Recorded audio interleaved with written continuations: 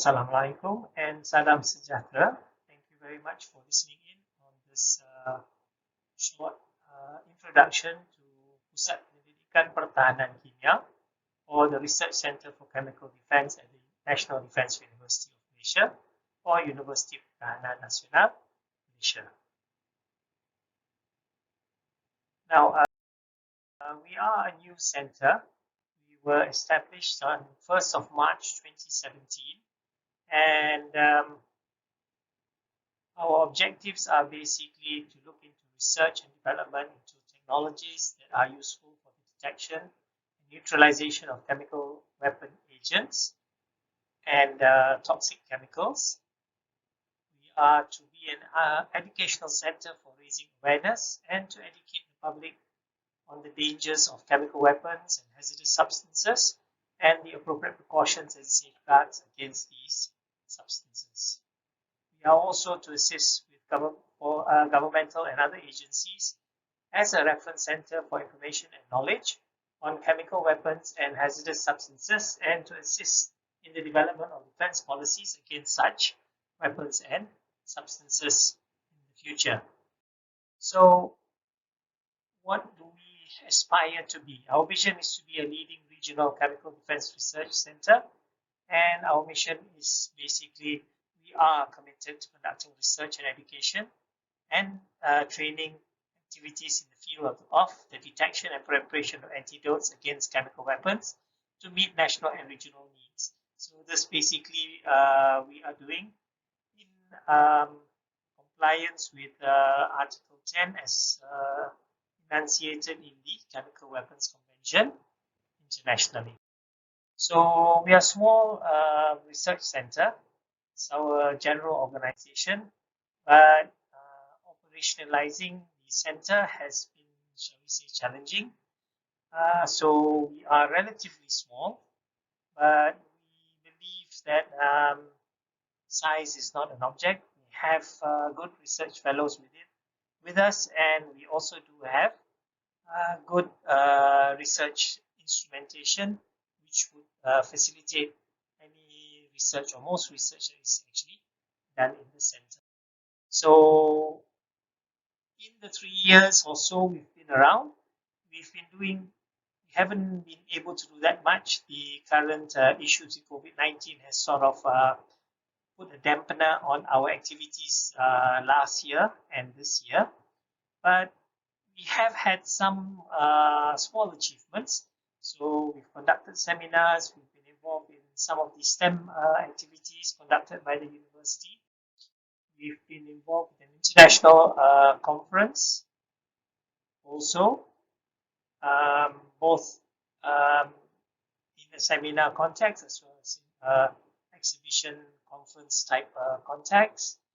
We are collaborating with various other entities in this in Malaysia, the armed forces, with STRIDE, the Ministry of Defense Defense Science and Technology Research Institute, and we are also working with our national authority on activities which are useful for defense against these chemical warfare agents.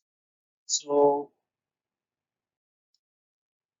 to do this, we were fortunate to gain a grant from the Ministry of Higher Education in 2017 to basically expand the research capabilities in the center itself, and this funding came in with the money for us to construct an additional laboratory building, to acquire 7 different research instruments, and also to conduct research in areas related to chemical defense, which I will explain and point out to you shortly. So, as a short, shall we say, to give a little bit of context, the instruments that we have acquired between 2018 and 2020 last year have been FTIR, an elemental analyzer, GCMS, HPLC, ICP-MS, NMR, and ion chromatograph. So all these equipments are already installed on our premises in our labs and can actually already be utilized.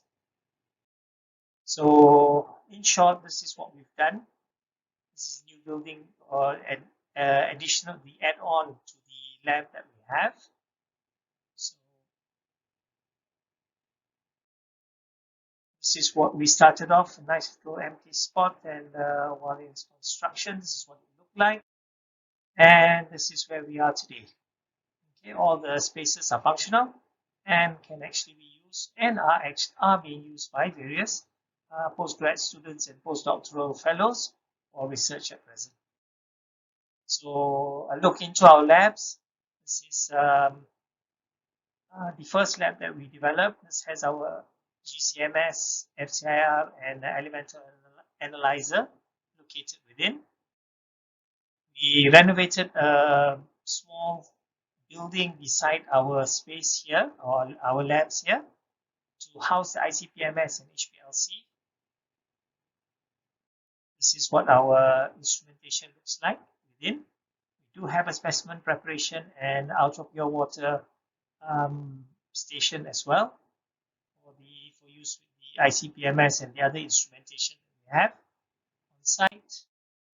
In the new lab building, our sort of major piece of equipment there has been the 400 megahertz NMR, and we've also got an ion chromatograph we're able to do simultaneously, anions and cations for research.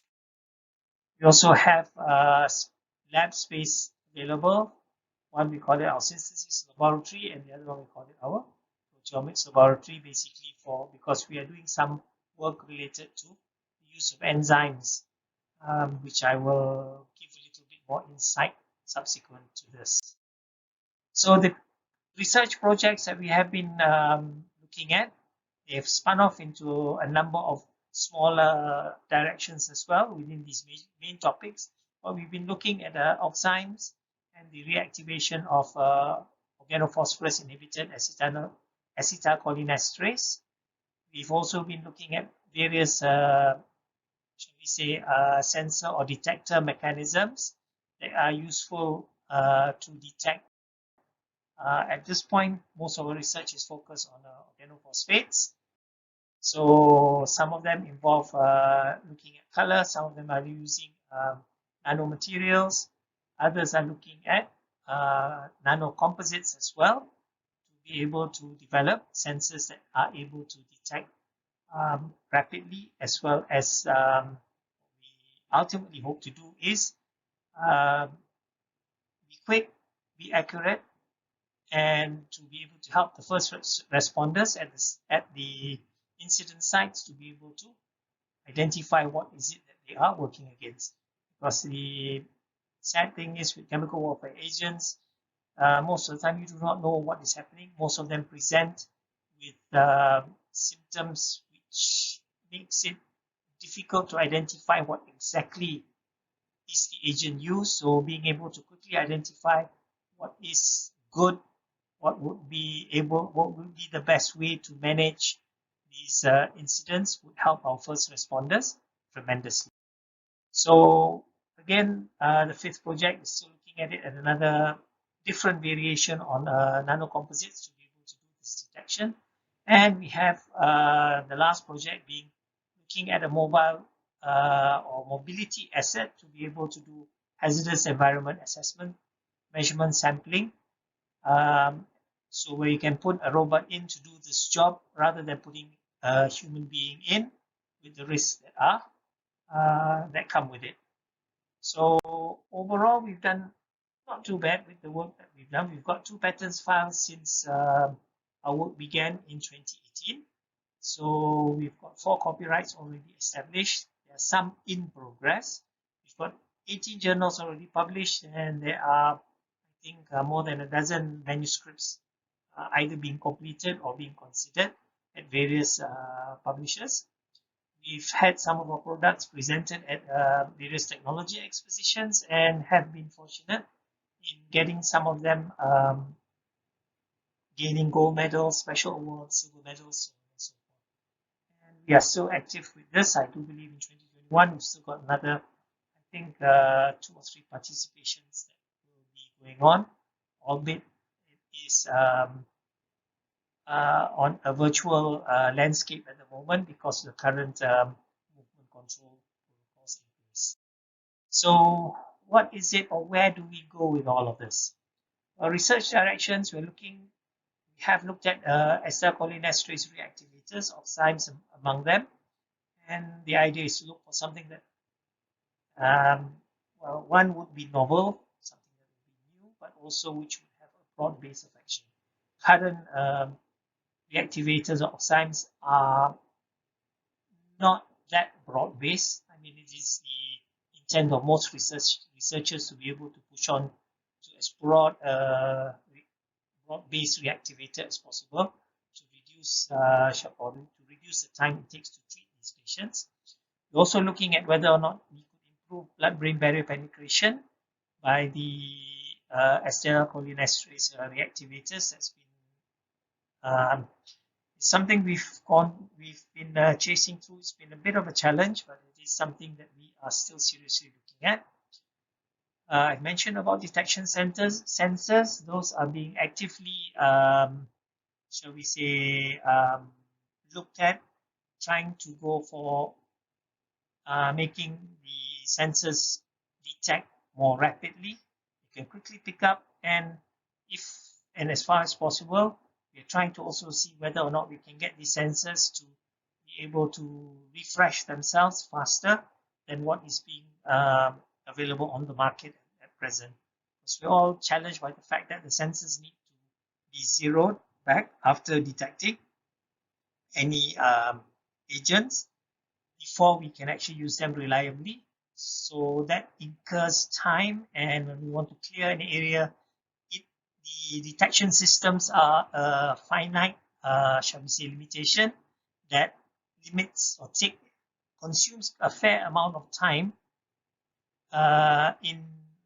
for the first responders or the responders themselves to be able to certify or clear a building or space to declare it safe for people to enter, things like that. Okay, we are also looking at decontamination adjuvants, okay, enzyme-based, and as far as we can, we are looking at local agriculture-based derivatives, plant products, so on and so forth. We're also looking at nanocellulose as an active functional chemical or biological filter as well. Now, to do this, as I said, we've got the facilities, we've got the laboratories, we have our researchers as well. We would very much welcome any inquiries, any questions that any researchers or people interested might have, and we would be glad to do our best to see how we can help you answer the questions that you may have. At the same time, the facilities we have are available for use. Specimens can be submitted, although we are still in the process of developing some of the protocols. But by all means, please communicate with us, and we will be glad to let you know whether we could assist you or not. So thank you very much for this opportunity to be able to give you an introduction as to who and what we are. And on my part, all of us at ChemDev, look forward to hearing from you. Thank you very, very much.